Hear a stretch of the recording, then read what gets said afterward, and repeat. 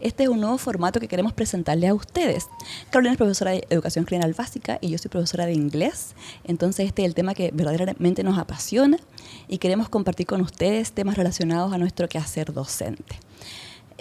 Y para ello les pedimos que nos apoyen, que se suscriban al canal de YouTube, Portal Educativo Iquique. Y también tenemos página web, portaleducativoiquique.cl, para que no se pierdan los próximos podcasts sobre educación. Hoy día estoy yo acá y en el próximo capítulo vamos a ir variando en los conductoras. Y el día de hoy tenemos un invitado de lujo, el profesor Felipe Camaño. Bienvenido, Felipe. Muchas gracias, profesora. Profesor de Lenguaje y Comunicación. Antiguamente Lenguaje y Comunicación, hoy en día, por esta actualización, Lengua y Literatura. Lengua y Literatura, me Justamente. encanta. Muy bien. Cuéntame, Felipe, ¿dónde te desempeñas el día de hoy? Actualmente, por estas cosas de la vida, yo amo la educación municipal y estamos ahí con potencia en el Liceo Bicentenario de Domingo Santa María, este liceo tan emblemático, que tiene muchas historias justamente acá en Iquique. Así es. Oye, cuéntame, ¿en qué niveles trabajas tú? Yo estoy actualmente trabajando en los niveles de 7º y 8º. Muy bien. Y Felipe nos va a contar, porque él es doblemente destacado y está en la categoría de avanzado. Cuéntame, Felipe, en general, más o menos, ¿cómo ha sido tu experiencia con la evaluación docente? Es complejo hablar de evaluación docente sin tirar un poquito de lágrimas, de traumas de por medio, porque en realidad, claro, la evaluación docente trae una presión bastante importante, más aún cuando nos enfrentamos con ella a la primera vez. Imagínate, de repente nosotros salimos de la universidad y uno piensa, por fin, nunca más vamos a tener que hacer una pruebas. Prueba. Claro, justamente, no, pero de repente dice, oye, tú eres ya un profesional, pero te vamos a poner una prueba. Y ahí entra lo complejo. Pasamos justamente a esta relación asimétrica donde nosotros estamos en el nivel un poquito más bajo y nos evalúan.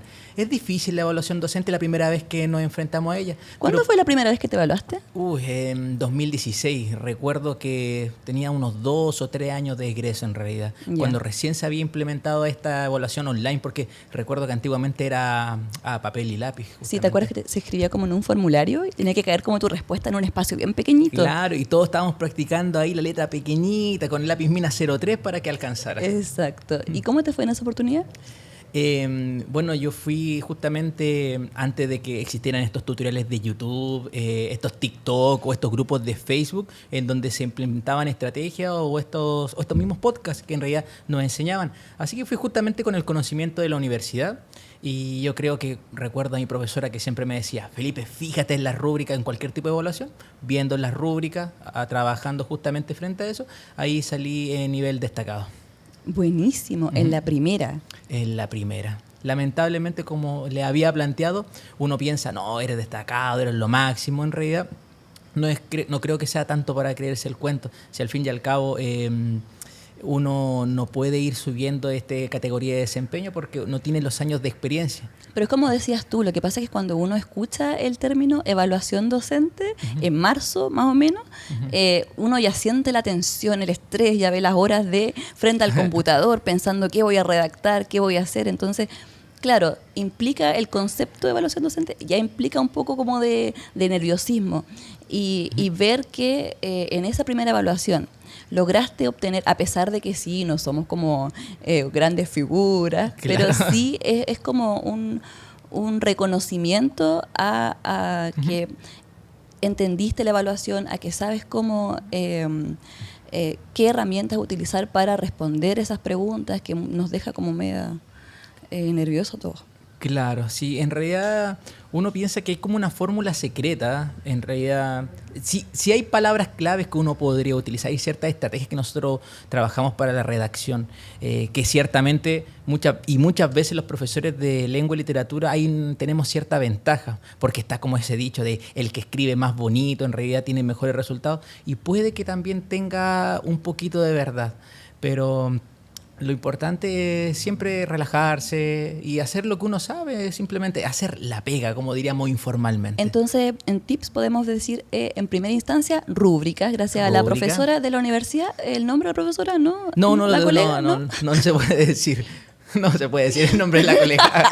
Ya, la colega, rúbricas y redacción. Claro, justamente. ¿Cómo podemos mejorar nosotros la redacción como profesor de lenguaje? Leyendo, justamente. Leyendo. Es como la matemática, como le decía a los estudiantes. Mientras uno más haga ejercicio de matemática, mejor resolución de problemas va a tener.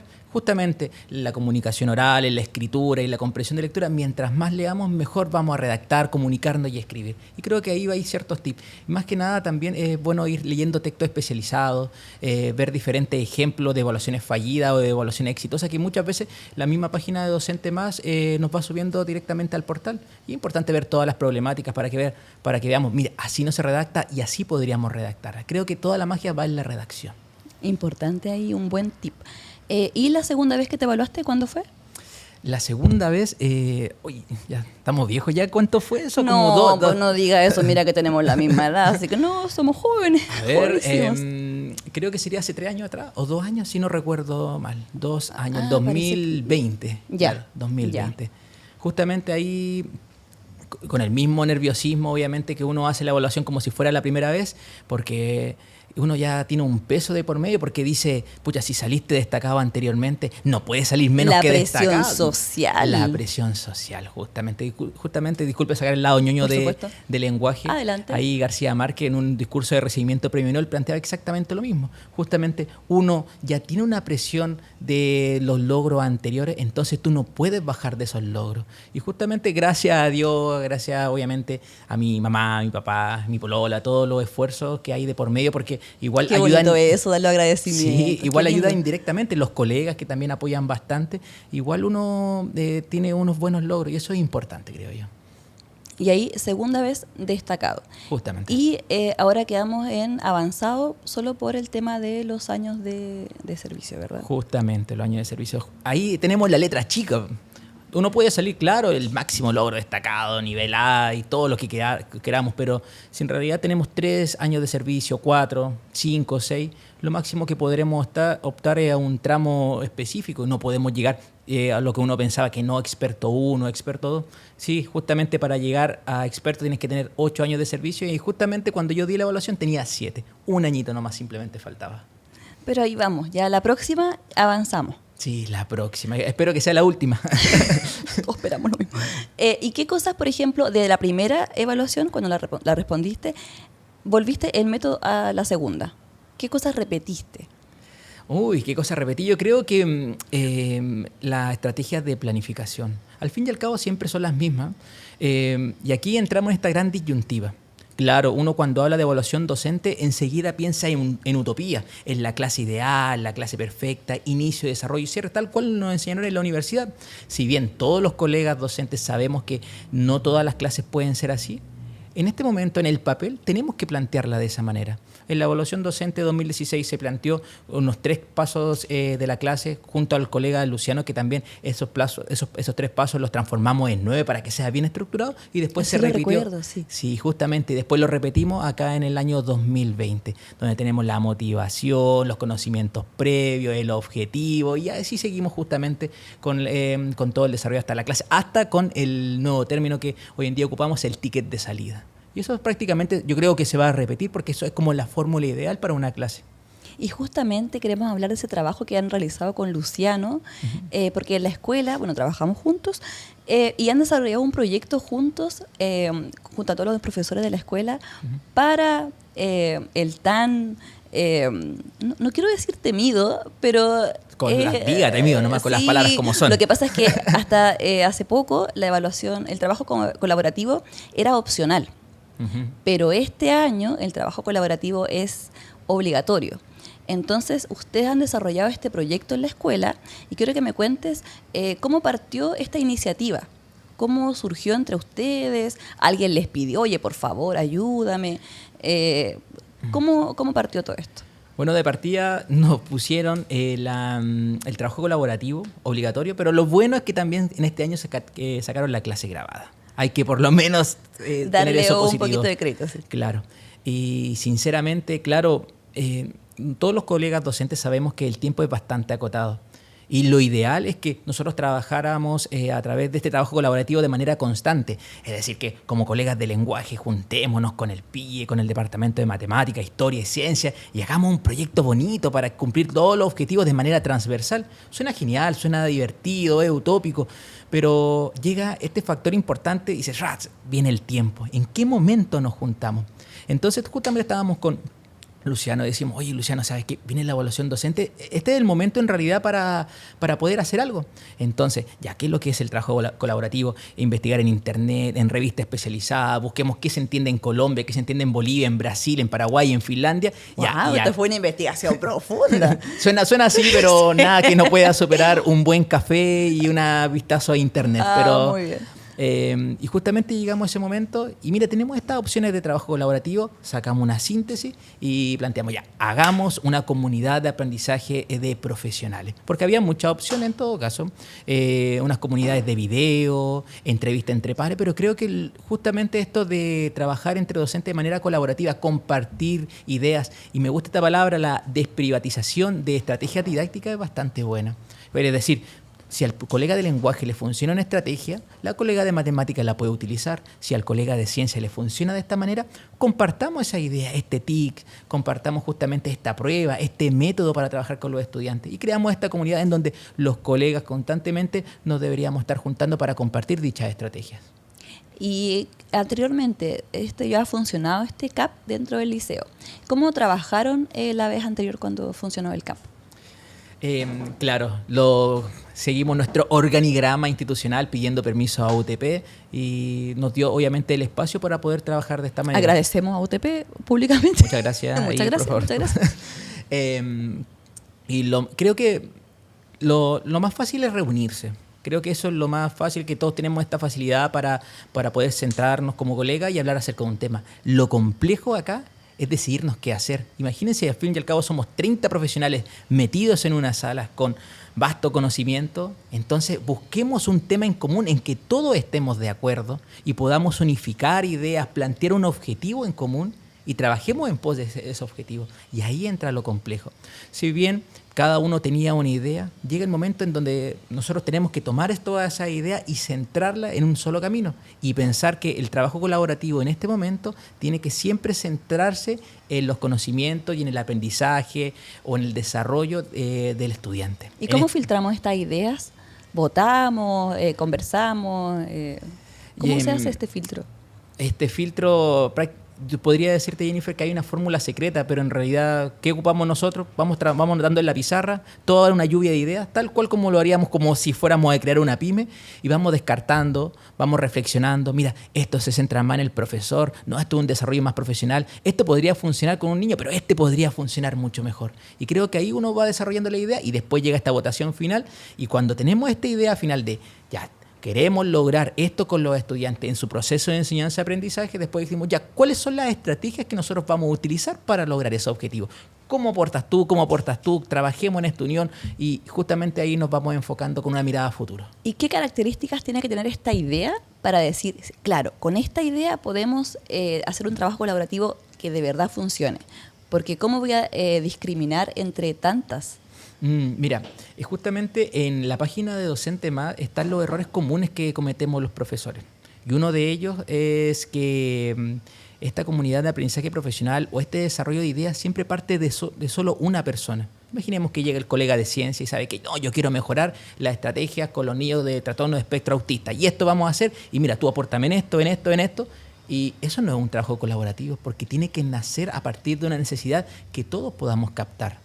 Primero que todo, una buena estrategia es pensar en un problema que tengan en común, pero a través de la comunidad, a través de un desarrollo de ideas, un trabajo colaborativo entre pares. La idea es que esto sea un trabajo simétrico y no asimétrico. Si bien obviamente hay líderes que la ayudan a filtrar, la idea es que todas estas ideas sean consensuadas y trabajadas para plantear este objetivo en común. ¿Y en qué áreas, por ejemplo, puedo enfocar ese trabajo? ¿Hay alguna área que no se pueda enfocar el trabajo colaborativo? Yo creo que todas las áreas se pueden enfocar. Lo que recomiendo, sí, es que a veces todos los colegas, para hacer un trabajo más fácil, decimos, ya, trabajemos todo al mismo tiempo, los 30 en un solo trabajo. Suena bonito, suena genial, pero usted sabe que el dicho popular, muchas manos matan la guagua. A veces, ¡Qué buen dicho! a veces yo creo que es mejor trabajar en pequeños grupos, en pequeñas comunidades y poder plantear objetivos que puedan trabajarse. A mí me gusta mucho trabajar con el programa de integración, porque el programa de integración prácticamente es transversal y se puede trabajar desde múltiples perspectivas. O la vieja confiable, trabajemos la comprensión de lectura. Usted sabe que en Chile la comprensión de lectura es un problema nacional y a veces me gustaría incluso decir mundial. Entonces, una problemática es mejorar los estándares de comprensión de lectura de los estudiantes. Y lo podemos tomar ahí y especificarlo en los niños de séptimo y octavo, en los niños con déficit atencional, con trastorno de espectro autista o en una población específica de la comunidad. Y ahí planteamos nuestro objetivo. ¿Cómo aporta matemáticas la comprensión de lectura? ¿Cómo aporta ciencia? Esa es una vieja confiable que de verdad podría funcionar. Y como vamos, por ejemplo, monitoreando el trabajo en grupo, porque vamos repartiendo, claro, no queremos hacer lo mismo, no queremos repartir las responsabilidades como la misma. ¿Y quién monitorea? ¿Cómo nos repartimos esa responsabilidad dentro del CAP? Ahí tenemos nuestro trabajo colaborativo. Justamente deberíamos estar juntándonos por lo menos 2 veces a la semana y vamos viendo obviamente estas directrices o estos posibles problemas que nos podríamos encontrar en el camino. A mí siempre igual me gusta cuantificar las cosas. Lo importante es ver cómo van evolucionando los niños, siempre con un diagnóstico inicial dependiendo del trabajo que queramos hacer. Vamos a un diagnóstico intermedio y después una evaluación final, con el fin de ver si es que en realidad nuestro trabajo colaborativo tuvo un impacto positivo. Creo que siempre es bueno cuantificar. ¿Y desde cuándo podemos recomendar partir con este trabajo? ¿Lo hacemos de un año para otro? ¿Partimos en marzo? ¿Cómo nos organizamos? ¿Desde cuándo partimos a trabajar colaborativamente? Y aquí hay algo importante. Yo creo que el trabajo colaborativo no tiene que pensarse solamente para la evaluación docente. Claro, justamente uno dice, hagamos un trabajo colaborativo. ¡Qué obligatorio! Entonces claro, que pensar. Justamente uno piensa eso, pero claro, lo ideal es que los colegas de verdad deberíamos trabajar constantemente con un objetivo en común y no remar cada uno para su propio lado. Si al fin y al cabo somos educadores, trabajamos en un mismo colegio, tenemos un PI, una misión, una visión, un estándar de alumnos y la idea es que nosotros nos enfoquemos justamente a esos objetivos que queremos lograr con los estudiantes. No hay como un tiempo en común, digamos, ya partamos en marzo. La idea es que este trabajo, estas comunidades de aprendizaje se presenten de manera constante y no necesariamente, creo yo, con un lugar físico. Una conversación de pasillo, de repente un coloquio en la sala, un cafecito, un coloquio en la sala de profe, un cocaví, prácticamente un entre risas, siempre sale algo para colaborar. No necesariamente tiene que ser algo estructurado, un PPT todo formal y todo serio, si la importancia es no estresarnos y creo que pasarla bien. Y también cumplir con el objetivo del trabajo colaborativo, porque de repente nos vamos dispersando. Una cosa tras otra, terminamos en otro lado, no, así que mejor no. Pero colaborativamente. Colaborativamente. Entonces, por ejemplo, podríamos recomendar empezar como el año anterior, dices tú. ¿Cómo ha funcionado el trabajo con el CAP en los años anteriores? ¿Cómo lo han hecho? ¿En qué mes parten? ¿Partimos antes de la evaluación? ¿El día antes? No. El 2020, no recuerdo, que fue la primera comunidad de aprendizaje profesional que hicimos en el colegio. Yo le había preguntado a los colegas anteriormente y nunca se había hecho, así que fue como algo nuevo. Igual costó partir. Partimos como en mayo, si mal no recuerdo. Porque claro, todos teníamos este miedo de la evaluación docente. Y voy a ser sincero, lo ideal es que por último, una vez al mes, pero a veces cuesta juntarse. Cuesta harto, sí. Más aún que usted sabe que los problemas que hay en el establecimiento son constantes. A veces UTP tiene que decir algo, director, o el gremio tiene que plantear alguna situación. Y ese tiempo es complejo. La agenda está copada. La agenda está copada. Y piensa igual que estas comunidades de aprendizaje profesional son en las tardes. Porque imagínense el ajetreo del día a día, haciendo clases desde las 8, tomar los cursos, cuidar, que de repente me quedé hasta tarde planificando. Ya, llegó el momento de trabajo colaborativo a las 4 de la tarde. Igual hay que tener una fuerza de voluntad importante para hacer ese tipo de trabajo porque prácticamente el pestañeo ahí gana y...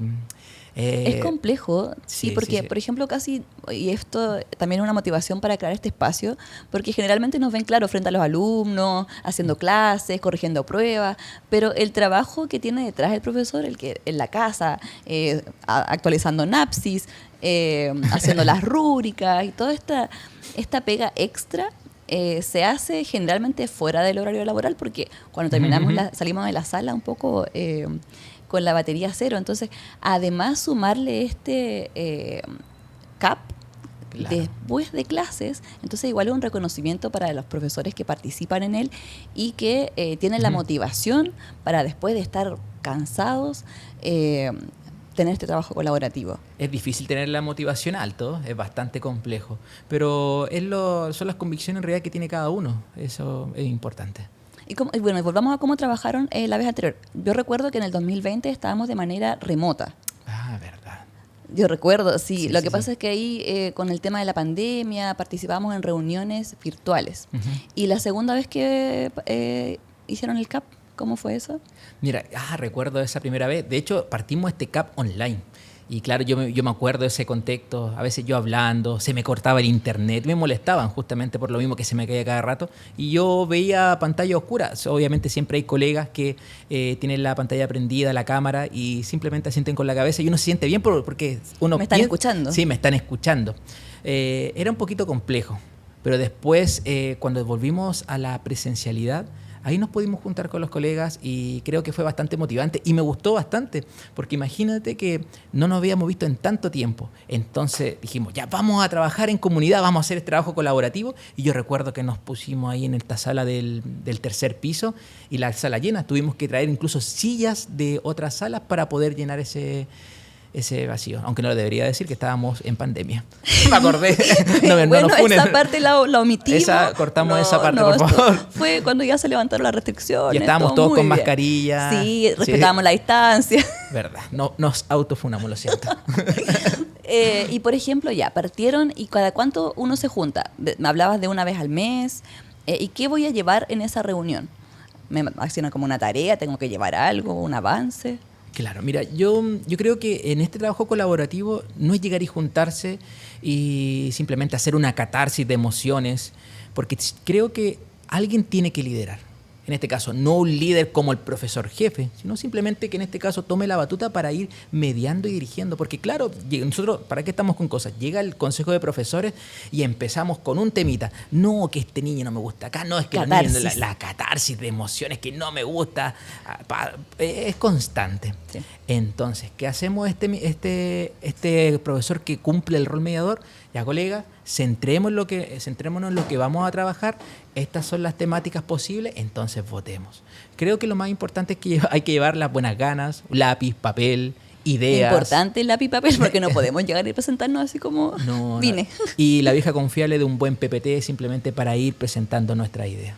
Y al final, ¿cómo saben que ya cuando está listo? ¿Cómo el proceso final de ponerlo ahí en el sistema? Es que nunca se sabe cuándo está listo el trabajo colaborativo porque algo que nunca termina en realidad. Ya. Yo recuerdo, ¿sabes? Cuando nosotros partimos con una idea. Recuerdo bien que intentábamos reforzar los IDPS frente a lo que es la vida saludable. Entonces, ¿qué dijimos? Ya, todos los colegas vamos a trabajar en función de los IDPS y específicamente el que habla de la vida saludable. Vamos a trabajarlo de manera transversal. La profesora de matemática lo va a plantear de esta manera, el profesor de lenguaje lo va a hacer de esta manera, el de ciencia va a hacer de esta manera y la idea es que fuéramos diagnosticando. Pero, ¿qué sucedió? Durante el camino, como ocurrió todo este proceso de la evaluación docente que después iba a ser optativa, algunas personas fueron desistiendo de ese trabajo colaborativo. Y es entendible porque a lo mejor la carga laboral, viniendo de pandemia, familiares enfermos, tenían distintas motivaciones y es totalmente comprensible. Entonces nosotros dijimos con los colegas que habíamos quedado, ya, entonces si nos vamos a trabajar estos IDPS, trabajemos colaborativamente de otra manera y planteemos un objetivo. Trabajemos con el PIE o específicamente con la comprensión de lectura. Trabajamos y creamos un Classroom, que en ese tiempo estuvo bastante de moda, donde nosotros íbamos subiendo constantemente los archivos para poder tener toda la información, poder subirnos material, poder compartirnos PPT y al fin y al cabo poder reunirnos, organizarnos para juntarnos a redactar, que es lo más complejo. ¿Y ese material, cómo lo hacen con las evidencias? ¿Quién se reparte el material que va a adjuntar? ¿Cómo lo hacen con esa parte? Acta. Siempre a través del acta.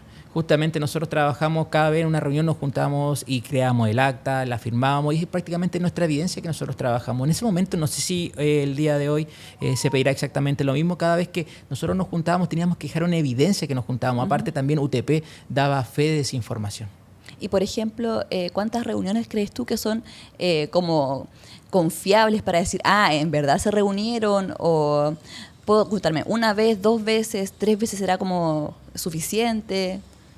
Yo creo que, como lo había planteado, el trabajo colaborativo tiene que ser constante, no solamente pensando en este proceso de evaluación docente. La idea es sentarnos y, pucha, si en realidad nosotros planteamos toda una idea en un solo... En una sola clase, en una sola sesión, yo creo que sería lo ideal. Mínimo deberían haber 3 para plantear un diagnóstico final, para ver los resultados del diagnóstico intermedio y para ver el proceso de evaluación final. Mínimo, es decir, por lo menos deberían haber unas 5 o 6 reuniones al año. Ya, y tenemos 5 actas, 6 actas. Y aparte de eso, ¿qué más podemos adjuntar en este trabajo colaborativo? Podemos juntar, lo que nos pide la evaluación docente son nuestras reflexiones. ¿Cómo nos ha ayudado este proceso? ¿Cómo Y ahí, reflexiono, Felipe? Ayúdame porque a mí me cuesta reflexionar en la vida diaria y más aún en el trabajo colaborativo. Yo creo que es una buena estrategia y lo he planteado con colegas de lenguaje, de matemática, de ciencia. Yo creo que la reflexión al momento de redactar jamás deben ser yo soy perfecto, yo soy genial. Generalmente uno pone eso. Lo hice bien, soy el mejor profesor del seca. mundo, por favor pónganme destacado. Yo creo que en todas las reflexiones nosotros nos construimos constantemente. La idea obviamente es que no todo siempre va a salir perfecto. Podemos cometer errores porque somos seres humanos, más aún que trabajamos con personas, con niños y niñas que en realidad están llenos de emociones, es una explosión de emociones. Nosotros podemos plantearnos utópicamente un trabajo colaborativo genial, tenemos este objetivo y esto es lo que queremos lograr. Pero ¿qué pasa si justamente los niños y las niñas no se sentían bien o no les gustó la actividad o no les gusta la forma que estamos trabajando? Prácticamente todo se derrumba y hay que presentar esa reflexión. Si bien tenemos todas las ganas, también cometimos muchos errores. Y eso es importante porque si, por ejemplo, el trabajo falla o lo que apliqué no funcionó, es importante mencionarlo porque generalmente uno piensa, no, porque si digo que fracasé, me va a ir mal. Pero es importante entonces reflexionar sobre esa falla. Justamente. De hecho, en las 2 evaluaciones docentes que he hecho, en las 2 reflexiones, yo parto haciendo este mea culpa de mis estrategias didácticas. En todas las reflexiones, tanto de las evaluaciones, de las planificaciones, de todos los módulos, justamente así. Yo recuerdo que incluso en la primera evaluación docente, yo planteaba mi reflexión, y la debo tener guardada por ahí, a veces la leo cuando quiero ayudar a los colegas. Planteaba que, claro, yo cuando recién había salido de la universidad me creía el mejor de todos, presentaba que yo era la que planteaba la mejor estrategia didáctica, pero de repente uno entra al aula y se pega un gran porrazo diciendo que no era tan bonito como se presentaba en la universidad porque uno tiene que variar y tiene que flexibilizar en el aula. Y justamente esas reflexiones que dicen, el colega entendió el fin de la educación, que no es un estándar, sino que es algo flexible, que va evolucionando y por eso nosotros tenemos que ir actualizándonos y pasando la materia según las necesidades del contexto en el cual estábamos enseñando. Entonces, por ejemplo, por lo que logro entender, no es solamente presentarse como, no solamente hablar como de la metodología o de la actividad en sí, sino que tiene que ver con una reflexión más de la labor docente, algo mucho más profundo, algo casi como... Casi como, no sé si sentimental, pero que toca un poco la fibra, como ese tipo de reflexión. Claro, no sé si tanto así La como para llorar. No quería decirles que no. No sé si tan Rosa de Guadalupe, pero es importante autocriticarnos. Que muchas veces nuestro ego docente es alto, es bastante, y es decir, bajarnos un poquito, un escalón, 1, 2, a veces unos 3 peldaños, y decir que podemos mejorar y constantemente debemos mejorar. Si bien nos salió bien, a futuro nos puede salir mucho mejor. Claro, entonces parto con esta autorreflexión, esta crítica, y después, ¿qué más puedo agregar en mi reflexión? Las reflexiones finales, justamente crítica, autorreflexión, y yo creo que bien viene el análisis de los resultados. Ojalá que siempre estos resultados sean positivos, porque podemos trabajar en pos de mejora y reforzarlo aún más, creo yo. Bueno, yo me equivoqué. Yo como que ¿cómo se llama? Lo enfocaba en el futuro. Entonces, por eso no funcionó mi trabajo colaborativo, porque, claro, yo como que decía, bueno, ahora me fue mal, pero en la otra planeo hacer esto, eso no se hace. Como... Si ahora no me resultó esta parte del trabajo colaborativo, yo reflexioné que para la otra vez voy a hacer esta cosa. Entonces, como que estaba mintiendo ahí o eso no sirve. No, yo creo que sí sirve. En realidad es que por eso me equivoqué. Gracias. Y ahí entramos en esta gran duda. Yo ¿cuántos años tengo de experiencia? Tengo 8 años Yo sé que hay colegas que tienen mucho más experiencia que yo, saben mucho más, por eso yo no les puedo decir como una fórmula secreta para decir de esta forma se redacta, sino simplemente yo les planteo las cosas que me han resultado a mí. Si bien las estrategias no siempre van a resultar, siempre hay que tener una visión más de superación. Sí, yo creo también porque eso es importante y por eso te invitamos a ti, porque sabemos que, claro, a lo mejor uno no es como al menos en mi caso, por ejemplo, yo no me siento experta en mi área, pero sí veo que como te ha resultado 2 veces, tiene que haber una reflexión, alguna metodología para poder trabajar esta evaluación docente. Y justamente por eso el día de hoy te agradecemos que estés acá con nosotras. Muchas gracias. De verdad, creo que esto nos sirve no solamente a nosotros ahora en este momento que vamos a ser evaluados este año, sino que queda guardado en el YouTube de Portal Educativo Iquique para que lo puedan volver a repasar pronto. Muchas gracias. Cuéntanos también este año, ¿cómo va a trabajar el CAP en el liceo? ¿Qué planes tienes? ¿Tienen alguna idea, alguna proyección? Sí, íbamos a partir ayer. Íbamos a partir ayer, pero hubo un problemilla. ¿Sí? No, porque ustedes saben que justamente lo que habíamos planteado al inicio de este podcast, que llega a las 4 de la tarde y a veces los colegas estamos cansados. Entonces dijimos, ya, para la próxima semana, ya. Vamos a partir, de hecho, este próximo jueves. Y mi idea es que entre todos los colegas aprendamos y nos desprivaticemos de cómo plantear el objetivo de la clase. El objetivo de la clase es importantísimo. Y eso sí, hay fórmula secreta. Sí, Jennifer, a diferencia... ¿Y podemos compartir esa fórmula secreta? Claro, obviamente esa fórmula secreta se puede compartir. No sé si es el momento ahora porque tendríamos que tener una pizarra, tendríamos que tener algo, pero... ¿Jefa? Saquemos la pizarra, ¿no? Pero como a grandes rasgos, ¿qué podemos compartir? A grandes rasgos, el objetivo siempre tiene que tener conocimiento, habilidades y actitudes. Esos 3 conceptos fundamentales. Y siempre partir con una habilidad en infinitivo. Comprender, identificar, reconocer, podríamos hacerla. Por ejemplo, identificar hechos y opiniones a través de la lectura de un texto narrativo por medio del trabajo colaborativo entre pares. Conocimiento, habilidades y actitudes. Extraer información explícita e implícita por medio de la comprensión de un poema a través del trabajo respetuoso y colaborativo. Y se nota que lo tienes como bien mecánico, porque por ejemplo yo pienso en toda la estructura que tú mencionas, y uno se confunde. Entonces, claro, esta fórmula de verdad... Infalible. Por lo menos las 2 veces que he dado esa fórmula lo ocupo, me la enseñó un profesor en la universidad y las 2 veces ahí es lo que más me ha dado puntaje, el planteamiento de objetivo. Y de hecho es una sección del portafolio del módulo 1. Y qué importante, porque generalmente uno como en la parte de la universidad se borra, pero tú has vuelto a recurrir a ese material. Sí, me recuerdo incluso molestar a los profesores por Facebook que me enviaran antiguos materiales, antiguos papers, y han tenido esa buena disponibilidad. Y lo bueno que esto del planteamiento del objetivo es importantísimo, es como la matemática. Si es que el primer signo está malo, como la profe nos decía, todo el ejercicio va a estar malo. Si nosotros no planteamos bien nuestro objetivo de la clase, después no vamos a tener un foco para poder evaluar y justamente después vienen estas correcciones de evaluación docente, su actividad no es coherente con el objetivo planteado al inicio de la unidad ni tampoco en el cierre y nos queda la escoba. Sí, pues ¿y cómo podemos verificar? ¿Hay una forma como de verificar si es que tengo el objetivo, salió bien, salió mal?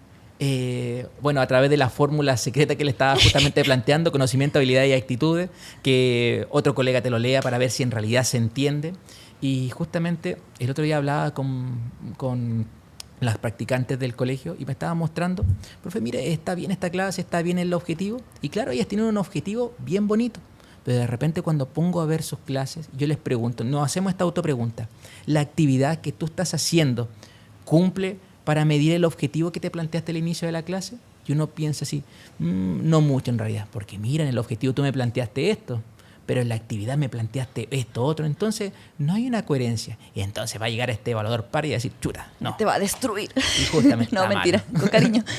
Y por ejemplo, entonces tú recomiendas también que los colegas se observen entre pares, que se den tips. Es bueno. Es bastante bueno porque muchas veces nosotros nos cegamos y pensamos que en realidad nuestro trabajo está bastante bien. Y de hecho incluso los niños lo hacen. Dentro de los objetivos de aprendizaje hay actividades o específicamente indicadores de evaluación en donde los niños se leen los trabajos, se retroalimentan entre pares y eso es bastante importante porque podemos encontrar errores que nosotros mismos no vemos. Sí, eso es importante. Y por ejemplo, muchas veces uno se siente como intimidado cuando entra alguien a la sala, porque uno piensa, no sé, qué están diciendo, qué opinión tendrán. Pero en este caso es importante entonces que otra persona me observe y que podamos también comparar el objetivo con la clase. Y me serviría, bueno, este año no hay clase grabada, parece. Este año no hay clase grabada. Pero claro, si no tenemos clase grabada, aprovechémonos de esto.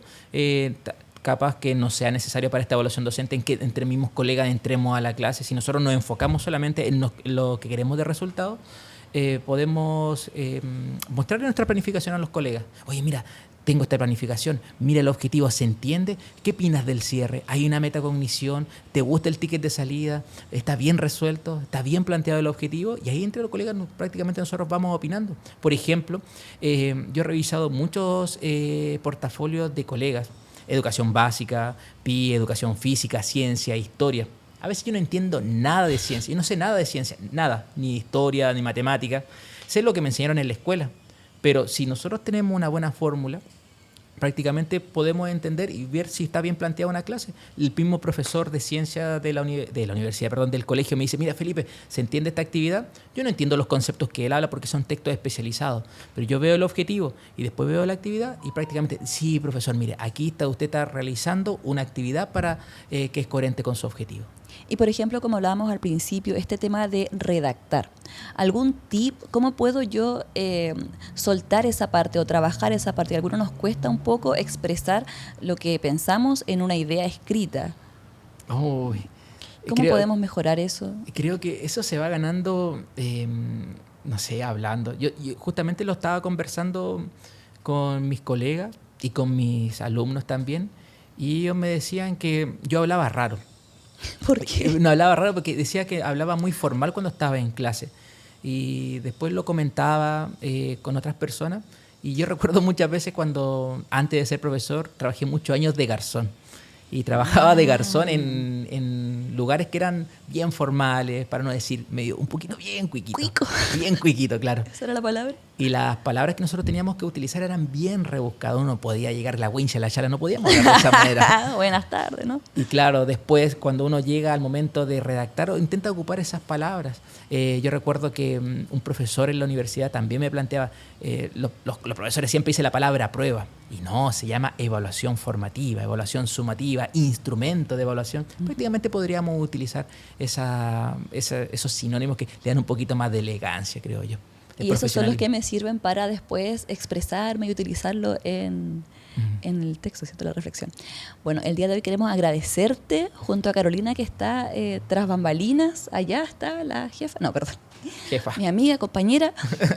Así es que ha sido un gusto, Felipe. Esta entrevista va a quedar en el YouTube de Portal Educativo Iquique para que lo vean después. Muchas gracias. ¿Cómo te sentiste? Bien, bien. Súper bien. Bastante ameno el ambiente.